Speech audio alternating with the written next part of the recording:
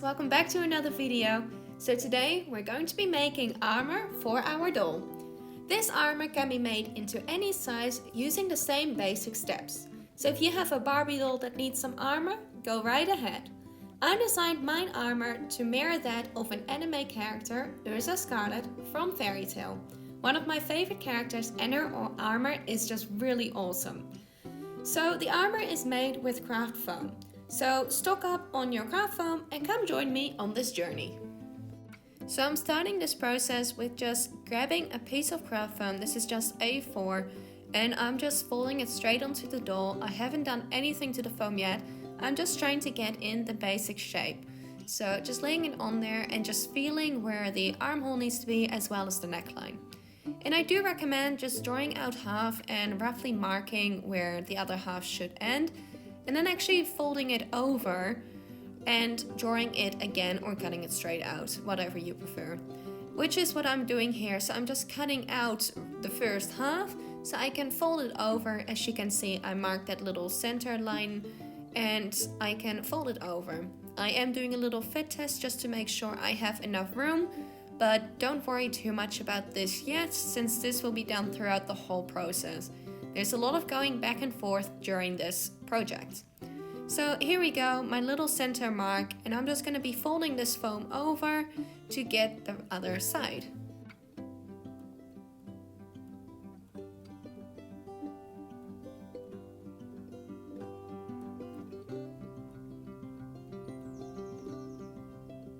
And I'm just going to continue by measuring how long I want this to be and just giving that a mark. So for this, her armor actually has like a really nice curve in the front, so I'm just roughly marking that out, as well as a line below that. And you'll see in a moment that I actually cut below that line again, just to give me enough room to play around with if I need more room. So just drawing out the side, and I'm just doing my best to find where this will meet up with the back piece. And we're just gonna fold this in half again, and I'm just cutting roughly along the bottom below the drawn line, and then trying to cut it as neat as possible. So this is the main piece that's gonna be needed. So let's actually continue by just fitting it on there once more, seeing how the shape is before we get to shaping. And by shaping, I mean actually shaping it to her body. So this is the piece, and I'm just grabbing a candle. So be really careful when working with the candle. It is hot, you can burn yourself, so use a little scrap piece of foam first, just to get the feel for how high you need to hold it without burning it or yourself.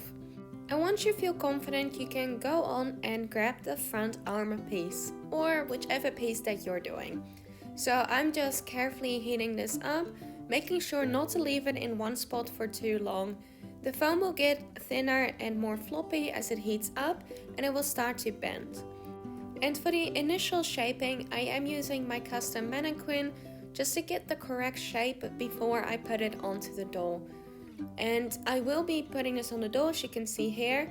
I did wrap her body up in plastic wrap just to help protect her a little bit. And I'm sorry for being out of frame, but I couldn't help it. So this is the piece that I ended up with after a lot of shaping. And I did place 2 small darts in the side there, just because it wouldn't lay smooth otherwise. Because I really wanted this to be form-fitting, but have that straightness that her original armor has. And for this project, I'm actually going to be doing a lot of hand sewing, because it is actually really strong and really easy to do with this material. So for those little darts that I created, I'm just going to be sewing them down. So just with a really straight, easy stitch, make it as beautiful or as rough if you want it to be. I tried making these really small and neat stitches because you do end up seeing a little bit of them once it is painted. You can hide these a little bit with some glue over the top, like hot glue, and smoothing it out, but you can see imperfections a lot more once it is painted, so do be aware of that. But yeah, just go nice and slow and nice and neat if that's what you want to do. And this is what mine ended up looking like. I just went as far as it would go and when it laid flat. That was really the important bit, just for it to lay nice and flat. So we're just gonna continue by doing the bottom bit.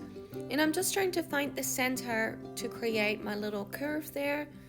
And I'm just going back and forth with trying it on to see where it fits. And this is, for me, a really important bit because I wanted this to be really nice and even and look good. So, there's a lot of lines going on this foam, as you can see. But it was just really trying it out and looking at reference photos. So I did that quite a bit off camera, just looking at the reference photos as well as my drawing, just to make sure I could get it as good as possible. And I do fit it on the doll just to get the actual sizing again, to make sure that it is actually in the correct place that I need it to be. And once you're satisfied with your drawing, you can take it off the doll and cut off the excess. Yes, scary, but also it is so exciting because it keeps coming together more and more with each step you take. And I just repeated those same steps that I did for the front for the back, and I'm sorry for not filming that. I did put a ribbon around her just to keep both pieces in place, just to make sure that they held the right shape. And this may look like a skirt, but this is actually not a skirt. This will be the second layer to the armor, and as you can see, after doing both the front and the back, I ran out of black foam, so I started using the next color. So I wanted to get the shape really nicely, so I did use two separate pieces, one for the front and one for the back, but we also need to have a way to put it on anyway, so that is completely fine. So I'm just drawing out the side seam, trying to figure that out as nicely as possible where her, like up to the leg. I'd rather have it too long and then trim it down later than having it too short. So again, just like the front, this is a little bit harder just to get the right spots there. But you can always line up the back to match with the front. So if you don't get it exactly on the side seam, which I definitely didn't, it's fine as long as you wait with the back piece until you have finished the front.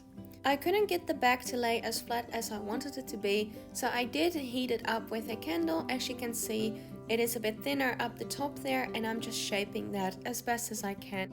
And by folding over that little top bit, it actually worked so much better. I will be cutting that off, so I do mark that, but it just made it so much easier to draw out the sides that I needed. And yeah, actually the whole shaping just went so much easier once this was done.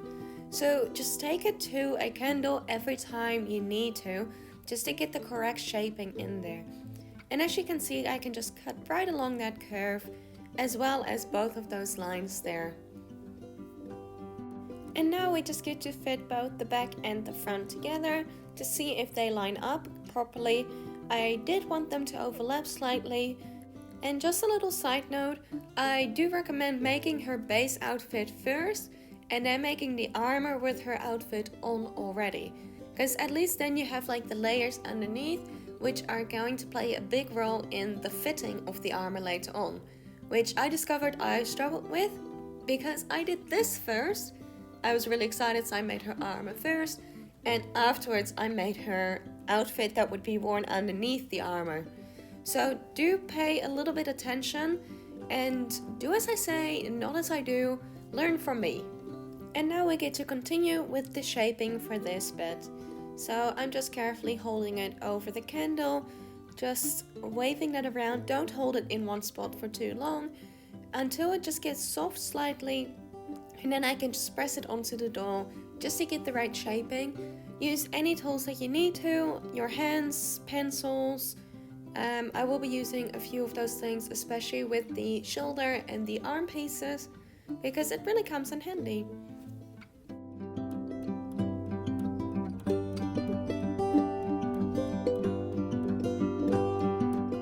And I'm just repeating those same steps of heating the foam over the candle and shaping it to her body for the front. And this time around, because the front piece does overlap on the back piece, just to hide those seams slightly, it's not really hidden, I keep the back piece on there And once you're happy, you can blow out the candle. Wrap the blue pieces with a ribbon to keep them in place. And apparently I sewed the shoulder seams together, which I didn't film. Again, sorry. But I just used a whip stitch, the same stitch that I used for the little darts there, and tried to keep those as small and as neat as possible. And I am just putting a ribbon around that as well to keep it in place. And now that we have all the pieces in place, it is time to draw on the curves that we need to be cutting up. So these little lines that I'm drawing downwards, be aware that they are actually shown slightly once it is painted, because like I said, the paint actually shows any mark on the foam. I didn't mind them. Initially I was a little bit upset, but they actually looks really good. So if you're going to be drawing little vertical lines downwards, just be aware that you may see them through your paint job. But yeah, just go ahead and draw the rest of the curves where you want them to be. Try and keep it as even as possible, or just eyeball it like I'm doing with everything, honestly. This project was just really a lot of fun for me, just to be creative and do as I please. So measuring went out the window for me, and I just really wanted to have fun in this. And now you just get to take them off the door. I did put a little mark there just to know which one is the front. And I just cleaned them up a little bit, straightened some lines where I need them to be straightened, as well as making sure that they line up where they need to line up. So on the sides here, for example, I really wanted them to be able to line up perfectly. And once you're happy with your lines, it is time to cut out both the front and the back. So I'm just doing that now, there we go. And just lining them up, making sure that they fit perfectly. And I'm actually very happy with how this piece turned out. And I'm just going to be using a pair of clips on both sides just to keep it in place where I need it to be held in place. And finally, I'm just making a few small adjustments there. And this is the piece that I ended up with. And I'm just continuing by sewing on a pair of snaps on one side. So I did mark in advance with a pen where the lines, like where they overlap the pieces of foam, so I know where to sew the snap in place. And I did sew the other side closed, as you can see. There is a few glue marks. I did try to glue it with school glue before, but foam really doesn't like school glue. So if you do plan on gluing anything, use hot glue, or otherwise use the stitching method. It actually has a really nice result. You do see a little bit of it, like with the whole painting process, but I guess you can see glue as well, so it's up to you. And I'm just clipping off a piece of really cool, almost suede fabric, and it has a stretch to it, which really came in handy for later on. Anyway, I just cut a small strip of this fabric so I could use this in the side of the armor. And this is what it ends up looking like. I did glue this in place mostly because of the fabric. I couldn't stitch it as easily without it looking really rough, because the fabric has a stretch to it. It does actually show the stitches a lot more in this case. So I just decided to glue it instead. In preparation for sewing on the snaps, I did draw on circles with a pen and just make sure that was nice and heavy in its ink so I can try and transfer it to the foam. But since this didn't actually work that much, I did use a set of pins just to help mark it, and as you can see in the foam it actually leaves a little hole where the pin was, so I know where to sew the snaps on. Let's work our way back up to the neck. So I'm just doing my best to make the little neck piece there, and I'm just grabbing leftover foam, as you can see, back to the black in this case, and just trying to make it fit as well as possible. This is really hard since it has to go up but down and curving and everything in between. So just heat it up with a candle, get the shape right, cut it. Cutting it in this case actually really helped with starting to shape it. So don't be afraid and just cut the piece. So here we go. This is actually what mine mostly ended up looking like. I do make a few more adjustments later on in the video, mostly shortening it so I can get a second layer in there. And I'm just roughly outlining there where the little side seams for this piece will be, since we need to make a front and a back piece which will be sewed together.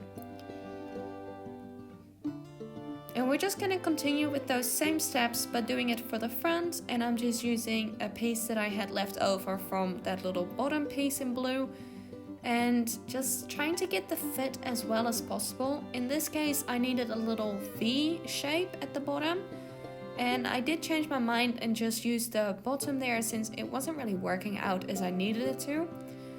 Do keep the back piece on there as best as you can, since this piece actually lays on top of the other piece, or sort of on top, but at least you can match them up as well as possible.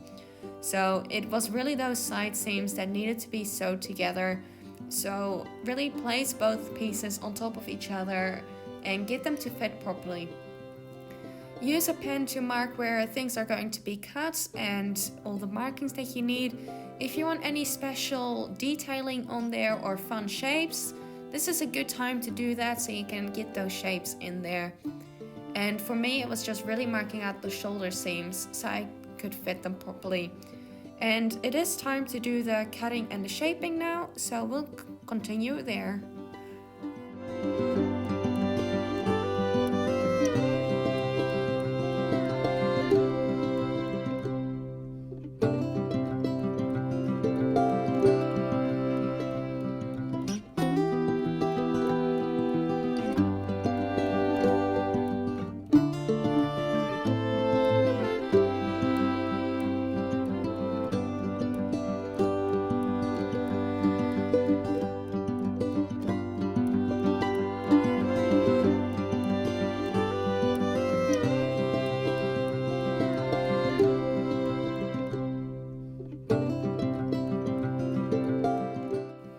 Once you're happy with the shaping, it is time to do some details.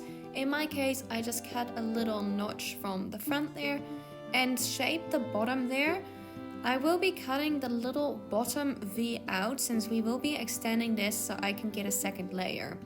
So I do a lot with the layering that actually gives a really cool effect with the armor. So I will be cutting that off. As you can see here, I am tracing that piece out onto another piece of foam with enough room in the middle so I can get it glued on. So just carefully draw it out, and I did draw out the second line, but I gave it like an extended version because I wanted to have some more room. And I'm just trying to keep that as even as possible. You can fold this in half if you want, and just keep measuring it, drawing out a thin but wide enough line so you can glue the piece back on. So this will give that layering effect that I mentioned before, and I do this on a few of the separate pieces later on as well.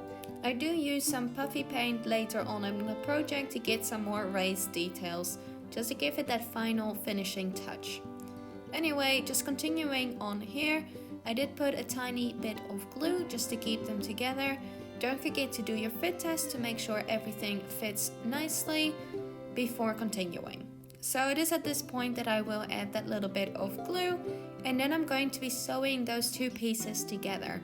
And I'm just hand sewing these pieces together with a really nice looking running stitch as possible. Running stitches never looked that nice, but I did my best to keep it nice and even. The glue doesn't really like to dry. Like I mentioned before, craft foam and glue just don't go together, but I did my best in any way. If you like projects like this, crafting together, or fun sewing projects with sometimes a free pattern, consider subscribing to my channel by clicking the button down below, and don't forget to turn on the notification bell.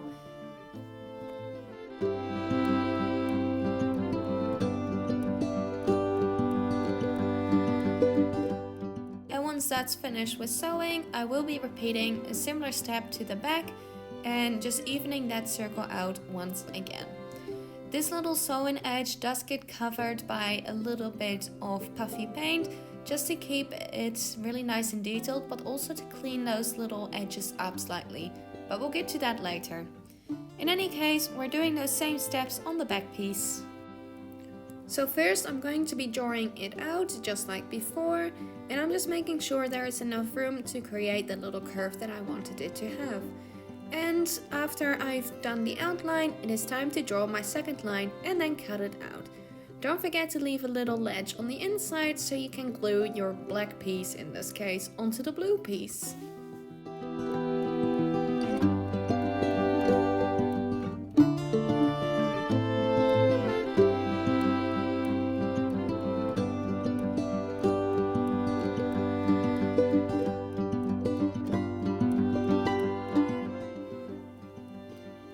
And to put these together, I'm just using a thin amount of school glue.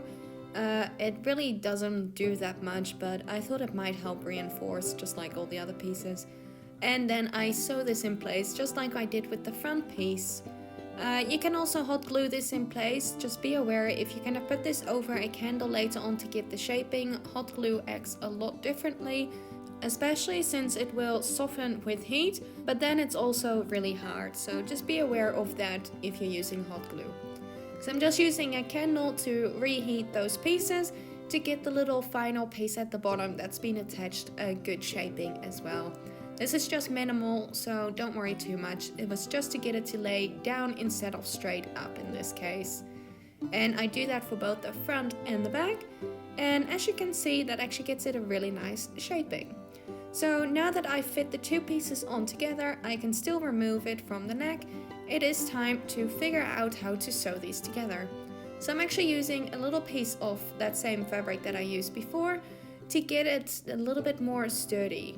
This is actually nothing spectacular. I'm just going to be stitching these together like I stitched the shoulder seams and the darts, just going in and out in this case.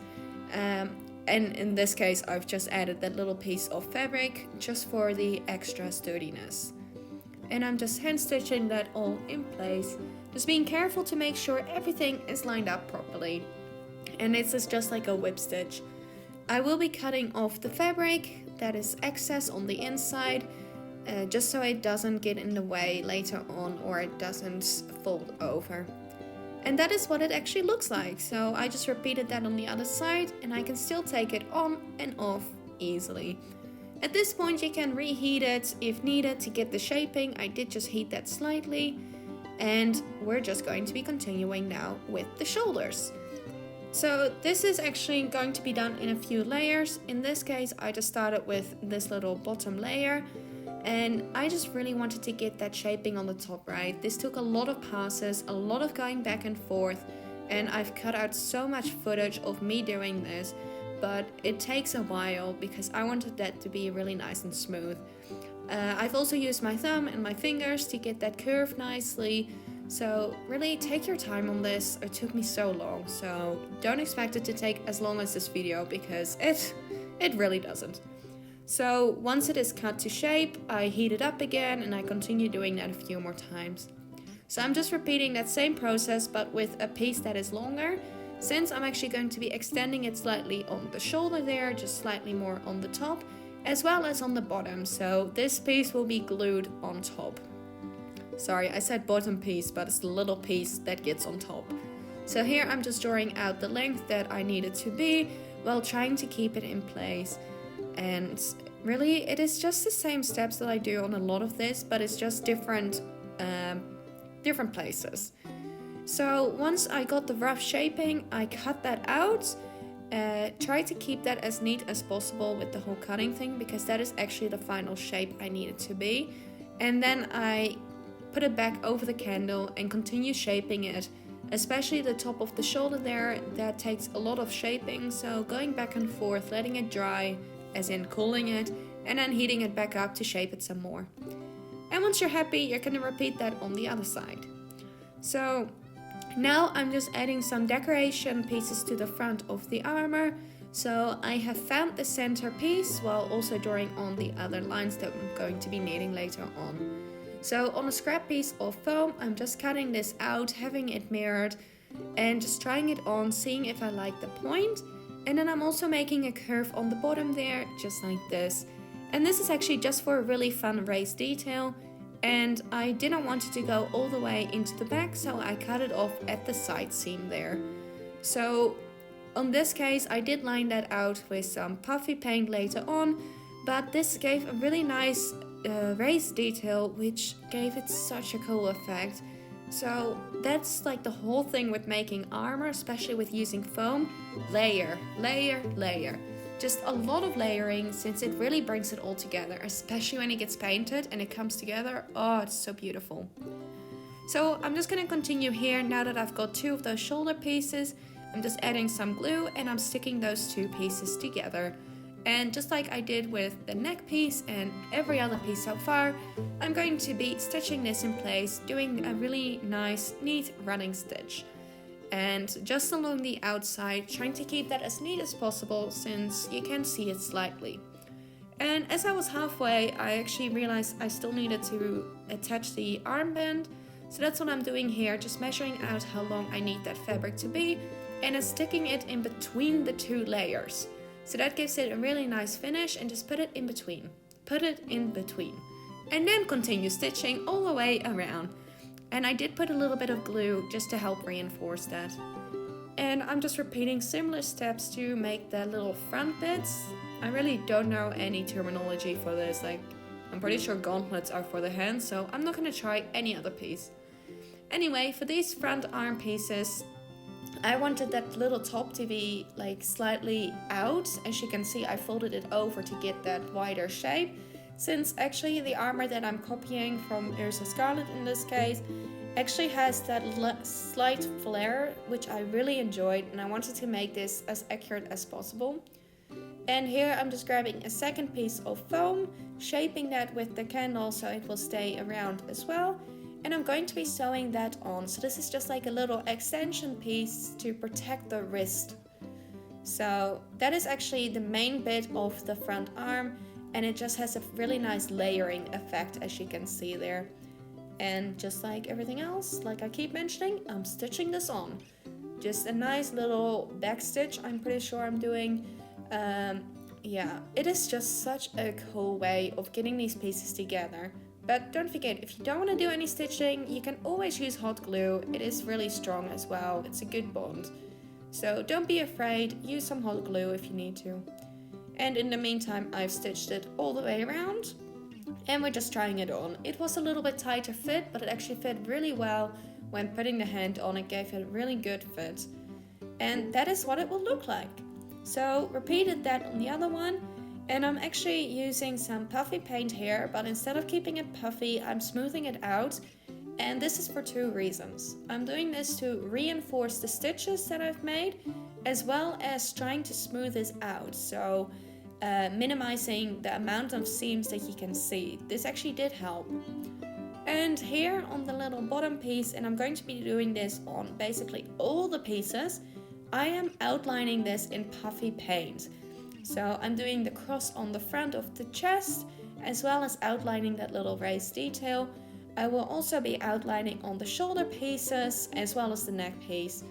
And just what I'm doing right now, the little shoulders, I did add some more fabric in the corner there.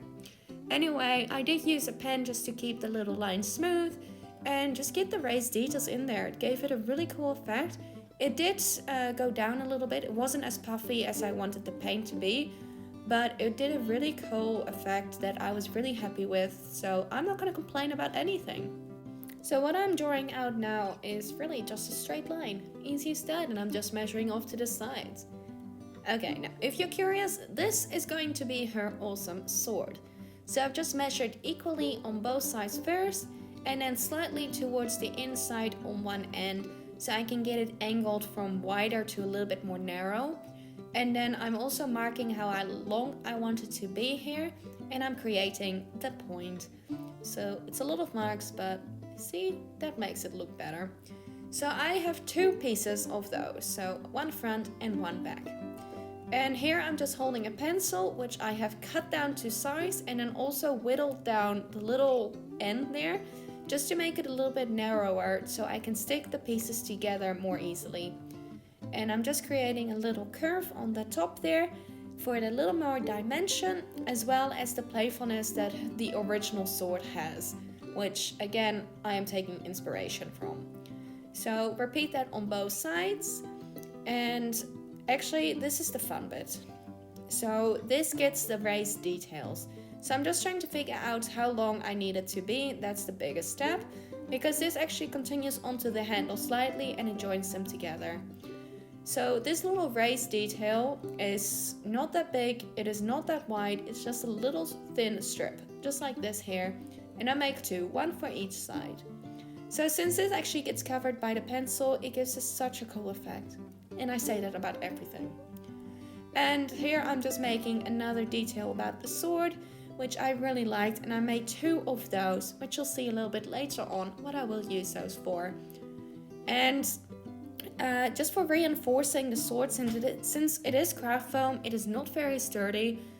You can use some paperboard, I didn't have any at the time, or you can use some matchsticks or something in between here, maybe some popsicle sticks, that would work too. But I'm just using some paper clips since I had those laying around. Yeah, who has paper clips but doesn't have paperboard? Oh well. So just for the paper clips, we're there to reinforce. And I just glued everything together, a little strip around the end there, and then those two blue details that I just cut out. And that is the sword done. Well, except for some raised details. So here I'm just using some more puffy paint, just chose a random color, but ooh, this color was so pretty, especially when it dried. And actually just making some more final pieces right now. And this is actually quite fun to do. These are the little tassels that will be hanging off her belt. And yes, we will be making her a belt. So these pieces are also going to get a touch from the 3D puffy paint, as well as these other pieces that I'm going to be making right now. So those are the little details that will be added on. And while I was at it, I had some fabric out, so I just drew out where I needed it to. So I measured this on her arm first, so this is actually matched to her lower arm. So just at the bottom there where I made the cuff, this is going to go to the lower arm as well as over her elbow, partly to protect the doll from, of course, the painted pieces of foam later on, but also in her actual design she has some fabric there, like a little black piece, but I just matched it with the other pieces that I had. And here we go, I'm adding a delicate line of puffy paint. It is so satisfying seeing it come together little bit by little bit, and those lines were just so delicate. And those little black circles are actually her little elbow pieces. So I'm just using a little bit of glue, which, little warning, doesn't stick. I did end up clipping this in place to keep it dry and everything, but I did go back and use some hot glue because hot glue just wins. So this is two pieces of foam layered together, and we're going to be making a belt buckle, in case you hadn't guessed yet, or maybe now you could have guessed. So let's get to painting. You'll see the belt buckle later. So the painting process is so fun. Oh, after all that crafting, you finally get to see it all come together, like every color matching. Like here, you can see the armor finally all becoming one. Oh my gosh, I was so happy doing this. This was my happy place, painting. I was just enjoying this. It is messy. I got it all over my hands, but I kind of just went for it. And then once everything is covered in black, I covered it in silver. So if you're gonna keep it black or any other color, you want to do a few more layers of it just to cover the foam really well. You can also consider doing like 2 or 3 layers of the metallic color, but this actually was pretty well. It was a really good metallic, I have to say. I could have done with another layer, but I quite liked the black that came through. You can also use some dry brushing if you want to do that, so that is just dripping a dry brush in some paint and then wiping almost all the paint off the brush and then just brushing it over the top just to get those details on there. But I didn't find that necessary since my details were actually really subtle in a way that my paint was already showing it. So like the black would come through. So yeah, I don't really mind any of this. It was just so fun doing it the way that I've done it now. And I'm just painting those little pieces white. And here's that little belt buckle that I was talking about, painted all black and now painted all silver. So that is a lot of painting done, but oh, it is so beautiful. And then I mixed a little bit of blue paint into the metallic paint just for the sword there to give it that little bit of dimension that her original design has. And now it's time for the fairy tale logo, which you'll see in just a moment. There it is. That's my fairy tale logo, free-handed. I did my best. It's not perfect, but I actually was really happy with it. And I'm using some gold puffy paint to get the raised cross detail even more raised. And then I'm making those little tassels. I'm adding some loops onto it and just a little gold detail with that puffy paint. And just continuing with the belt, I added a little bit of glue to a strip of that same fabric to the end there, which I made into a slide point.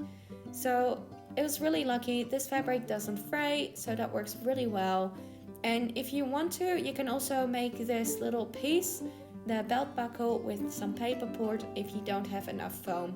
But just any piece of scrap foam and you can make the belt too. Or maybe you have some leather or something like faux fur, well not faux fur, but like faux leather to make a belt. That can work a lot better too. And I'm just making a tiny little clasp there, or it's not a clasp, but like a little belt loop, so that I can tuck the loop back into that one there. And this is the final result. I hope you enjoyed the video because I had so much fun making this, and I'd love to do something like this in the future again.